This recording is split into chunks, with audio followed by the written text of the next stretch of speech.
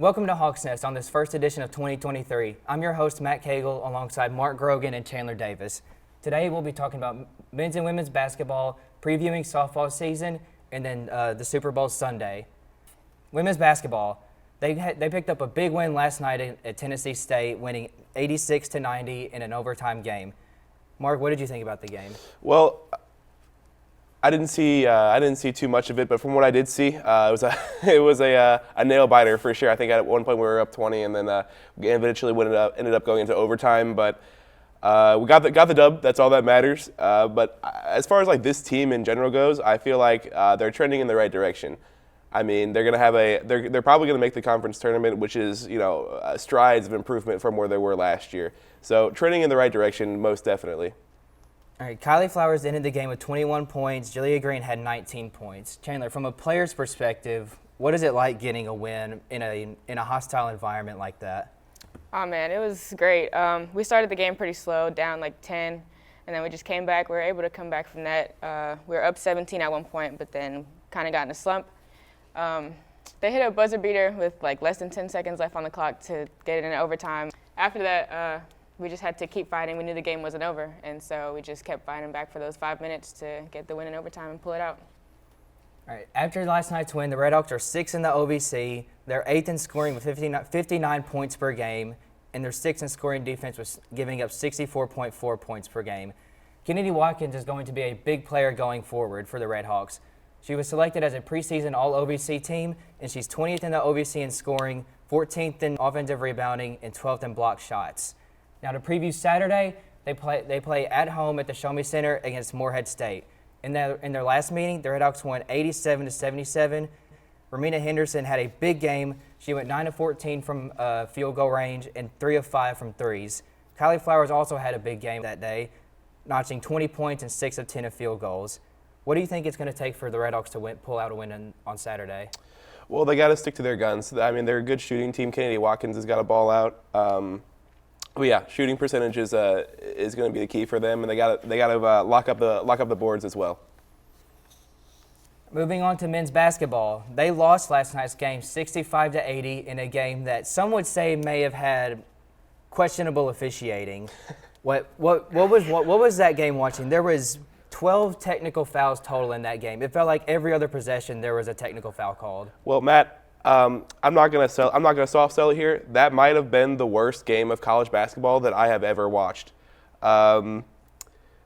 Just from an officiating standpoint, from a gameplay standpoint, I mean, for the Red Hawks, nothing was falling at points where you just couldn't take the lid off the basket, and there were so many technicals called. Like, for what? Like, I mean, it's not like these guys were being like belligerent out there. Honestly, like I watched the entire game, and it was like if you showed any emotion after a call, teed up, like it was absolutely ridiculous. Like, yeah, basketball's an emotional sport. You're gonna have emotions. If you posterize somebody, yeah, you're gonna have emotions after. There might be some banter back and forth, but like you gotta let the players play at some point. I understand like these are two teams that don't like each other, right? Like we played earlier, when we played Tech earlier, there was a lot of fouls called too, but. So I understand from a referee's perspective, them wanting to kind of keep control of the game and keep emotions low. But there comes a point where you just got to let the players play. I mean, that was. I think the watch time on that was like 2.5 hours. I mean, it was phenomenal. It was an absolute spectacle of officiating. And I think on total there was like 56 fouls and what'd you say, 11 technicals? Yeah, it was ridiculous. But this is the kind of game where you've just gotta flush it and move on. We gotta win out. We gotta get a good seed for the conference tournament. We gotta put this game behind us and go forward from here. Yeah, Saturday will be a big game in the OVC and for SEMO. They bring in Morehead State, who they beat earlier this year and who right now is sitting at the top of the conference. They lost last night to Little Rock, which put SEMO in a place to be in a tie for first had they won last night's game, but they were unable to pull out the victory. The Red Hawks won their last game against Morehead 91-86. Philip Russell and Chris Harris both had big games. Philip Russell had 37 points and Chris Harris had 23. What is it going to take for the Red Hawks to win this big game Saturday to get atop the OVC? They're just going to have to keep fighting. They know where their place is right now in the conference, and in order to maintain that, they're just going to have to keep working together, playing together how they have been, well, besides last night, but and just keep their composure. Yeah, they've had a tough time with injuries. Also, I mean, no Kobe Clark. I'm not sure what the situation on him is, but I think I heard last night that he's out indefinitely. So I mean, staying healthy is going to be big. Philip Russell's got to keep balling out. He's got to keep doing his thing. And we gotta be consistent from beyond the 3-point arc. That was something I saw last night, that we were getting opportunities, but the shots just were not falling. I think Chris Harris went 1 for 9 from 3. And so when that happens, when one of your top scorers is shooting like that, you're not going to win very many games. So as long as we're consistent from the arc, we're playing good Redhawks defense, I think we're gonna be okay. And then Morehead State's actually the worst team in the OVC in defending from the 3, so that's going to be a big key for them on Saturday. That bodes well for us, yeah. Softball, they begin their season tonight, traveling to Louisiana Tech for their first series of the year. Last year, they finished 4th in the OVC with a 34-19 overall record, going 16-10 in the conference. They actually were undefeated at home last year, going 14-10. They had a .273 batting average, which was 7th in the OVC, 38 home runs, which was 5th in the OVC, and they had 58 steals, which was 2nd in the OVC. They're predicted to finish 2nd in the OVC this year, and they have 3 returning players that could be key for them going forward. That's, they were a young team last year, and with those returning players, they have a real shot to make some waves in the OVC. I agree. Lots of freshmen last year, lots of returning players this year. It sucks losing Rachel Rook on your pitching staff, the all-time SEMO leader in strikeouts. But we've got some prospects coming up that should fill in nicely. Like you said, the offensive stats were pretty lackluster aside from those steals. But I feel like we're still a developing team, and being picked to finish 2nd in the OVC with I think it's like eight sophomores is really big. So this team is going to be really good going forward, and if we can bump up the offense a little bit, I think we'll be okay. Their out-of-conference schedule include today's trip to Louisiana Tech, Chattanooga, Tennessee for the Frost Classic, and then a trip to Oxford, Mississippi for an Ole Miss tournament. Their home opener will be March 19th in a doubleheader against St. Louis University Billikens. For their conference schedule, they host SIUE, Southern Indiana, Morehead State, and UT Martin. They will travel to Tennessee State, Tennessee Tech, Lindenwood, and Eastern Illinois. It's not always an easy schedule whenever you go to an OVC school or when you bring in an OVC opponent. What do you think, when you look at their schedule, what do you see? What opportunities do you see for them to succeed?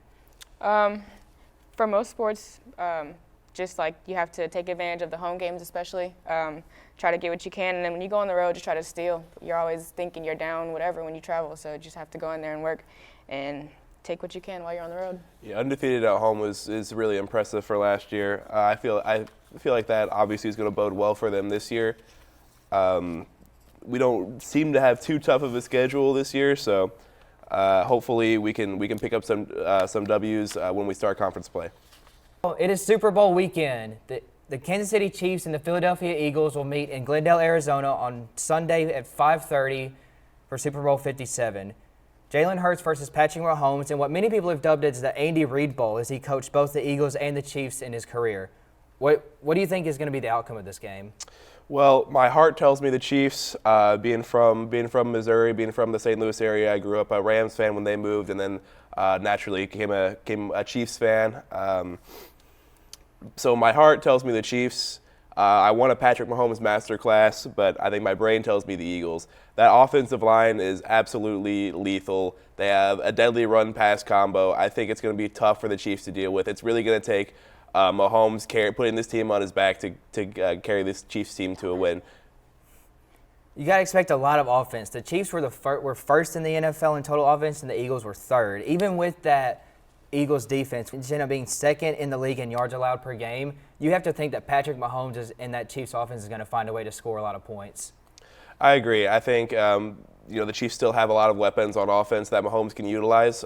They've got obviously Travis Kelce, Nick Bolton, so it's going to be a high-scoring game. Should be a lot of fun to watch.